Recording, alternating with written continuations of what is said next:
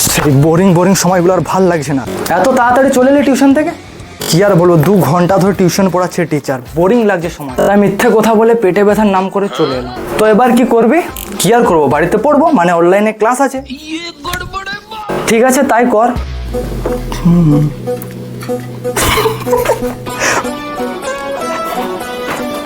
দেখি তো বাড়ির ভিতরে কি করছে।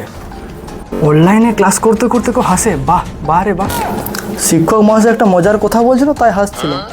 আমাকে বোকা পেয়েছিস, এটা অনলাইনে ক্লাস চলছে। ঠিক তোর মতোই আজকে যুব সমাজ 2 ঘন্টা টিউশন পড়তে পারছে না বা বাড়িতে বই পড়তে পারছে না, কিন্তু ঘন্টার পর ঘন্টা রিলস কল করতে পারছে। এভাবেই দরকারি সময়গুলো শুধু রিলস দেখে আর সোশ্যাল মিডিয়াতেই কাটিয়ে দেয়। তারপর যখন সময় পেরিয়ে যায় তখন বলে আমার দিন ভালো ছিল না, ভাগ্য খারাপ ইত্যাদি। রিলস দেখতে বারণ করছি না, কিন্তু যতটা দরকার ততটাই দেখো, পুরো সময়টা নষ্ট করো না। আর তোমাদের বলি, সোশ্যাল মিডিয়া এতটাও খারাপ নয়, এখানে বিনামূল্যে অনেক শিক্ষামূলক কন্টেন্ট পাওয়া যায়। সোশ্যাল মিডিয়া অনেক সাধারণ মানুষকে তার ট্যালেন্ট প্রকাশের মঞ্চ দিয়েছে। আয় করার পথ, নেটওয়ার্কিং, যোগাযোগ, সচেতনতা তৈরি, নতুন জিনিস শেখা ও শেখানো ইত্যাদি। তবে হ্যাঁ, রিলসের নেশায় না পড়ে সোশ্যাল মিডিয়াকে নিজের হাতেই রাখতে হবে।